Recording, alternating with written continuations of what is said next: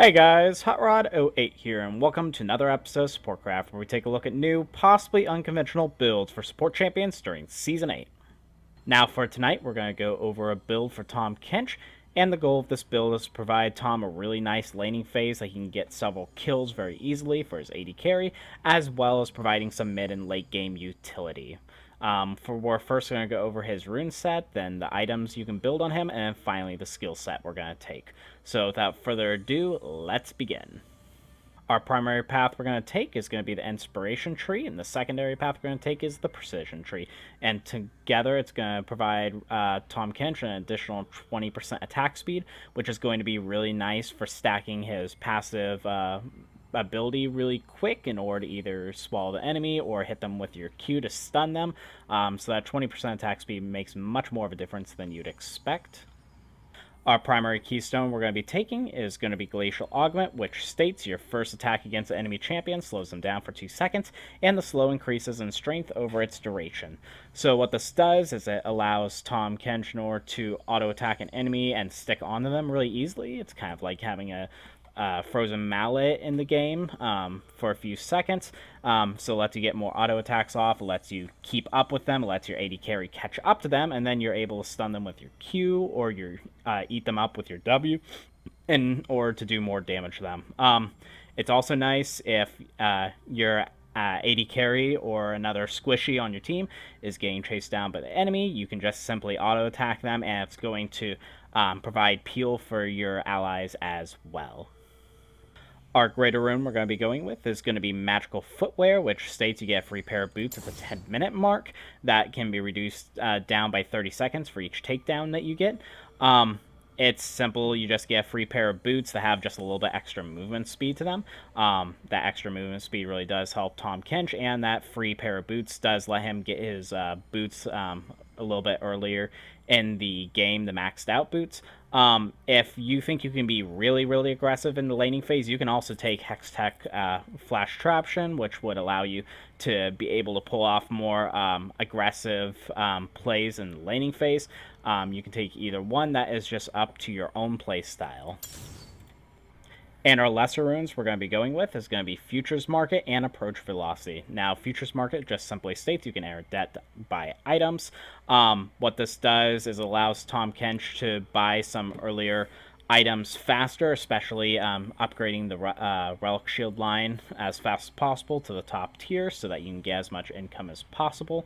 So it's a really good item, as well as later on in the game, if you need to complete an item and you're only a couple hundred gold off, it helps you complete that item faster, giving you more of a spike in the next team fight. So it's a really good item for Tahm Kench. And then finally, Approach Velocity, which states gain 15% movement speed towards nearby allied champions that are movement impaired, or enemy champions that you impair. So two things to this. One, if your ally is getting CC'd or if they're slowed by enemies, you're going to run faster to your ally, which is going to let you swallow them up faster and protect them. Or if you hit them with an ability like your Q, or if you're slowing them down with your Glacial Augment when you auto-attack them, you're actually going to catch up to them even faster than what you normally would. You're actually going to run faster to them as they're slowed down, which is going to, in turn, let you keep up with them more and more. So it's a really good item for Tahm Kench. It just got a buff in this last patch, too, from 10 to 15%, so it's even better than what was last patch for him.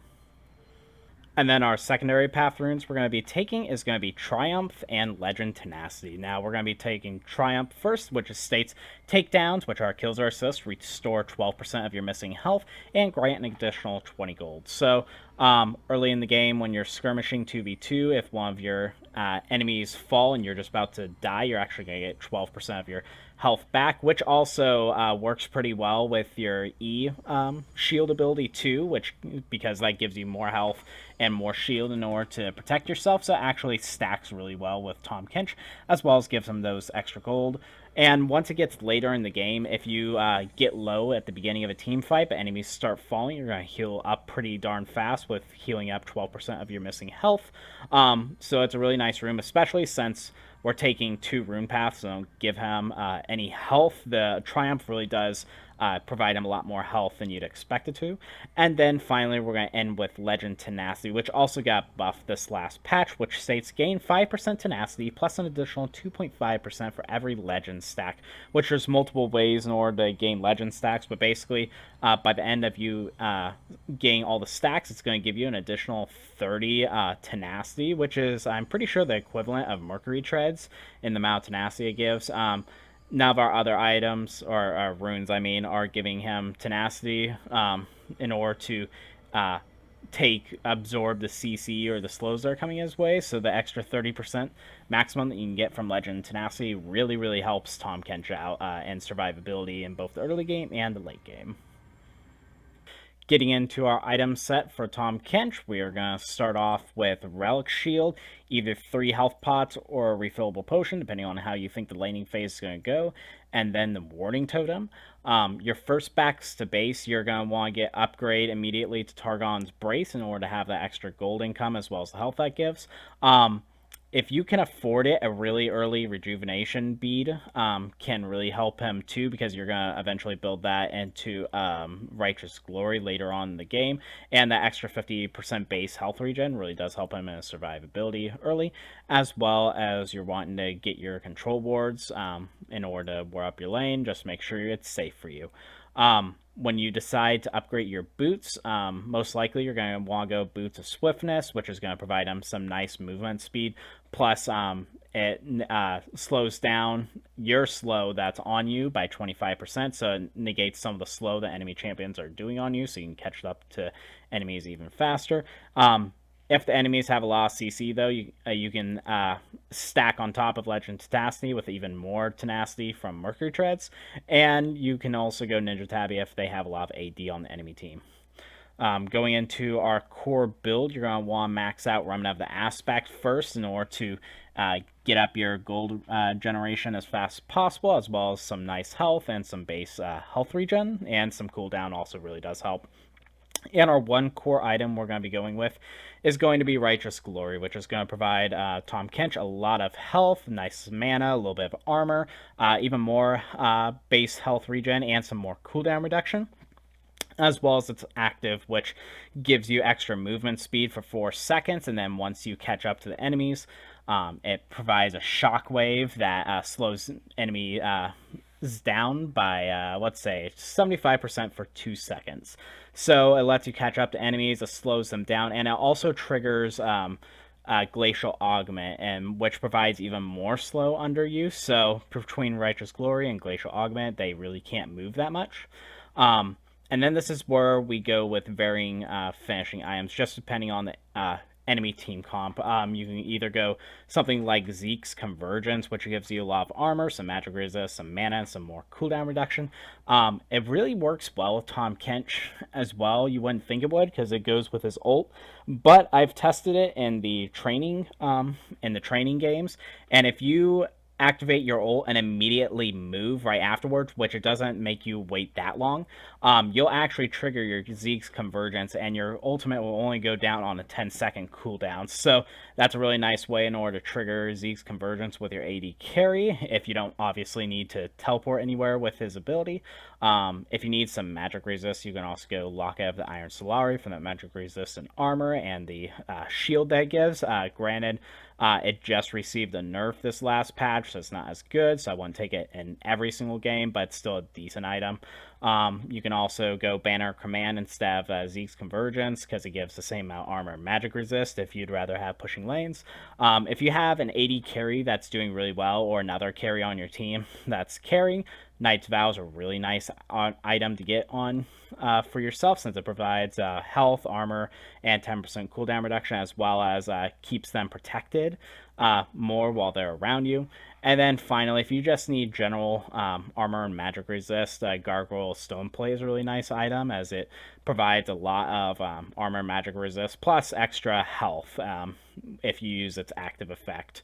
So those last items are just going to vary in each game. You're going to have to figure out what items need each game, look at the enemy team, look who's fed, and just assess each game what you need to build. And finally, we're going to talk about the skill set order that we're going to take tonight. We're going to start off with a point in Q, which is going to be his primary harassing ability, then W, and then E. Then we're going to want to put 2 more points in Q. As I said, it's going to be his main harass ability. His Q ability is already on a really low cooldown, and it doesn't get any lower the more points you put in it. So after you put 3 points in it, we're going to leave it alone after that. We're going to upgrade his ult whenever you're able to at 60, 11, 16. Then we're going to max out his Devour ability, his W, which is the more points you put in it, the lower cooldown it's going to be, the more damage you do to enemy champions, and also the faster you're going to run with your W ability. And finally, at level 1, you're able to hold a ally in your mouth for 4 seconds, and once it's up to level 5, you can hold them up to 6 seconds. So it's a really nice ability in order to max first. Then we're going to put max E second, which is your ability to absorb damage. And then finally, we're going to max out our Q at the end. And that'll be it for my SupportCraft video tonight. If you enjoyed this video and you haven't subscribed to the channel yet, please consider, as I host several support-focused League of Legends videos on a weekly basis that you might very well enjoy. I will put a link in the top right corner of my channel introductory video for you to watch. If you also enjoyed this video, please give it a like, as it really helps my videos' ratings. And finally, if you want to be updated when I release new content, hit that notification bell to the right of the subscribe button. Also, I have just started up a new Patreon for my channel. If you are a huge fan of the channel, I urge you to take a look at the different perks of being a Patreoner, ranging from supporting the channel for just $1 and having your name put at the end of every video when I get up to 3 patrons, all the way up to having me as a friend on League of Legends and having me review your games and putting them up on my channel. Rather than that, you guys have a great day today. Thanks much.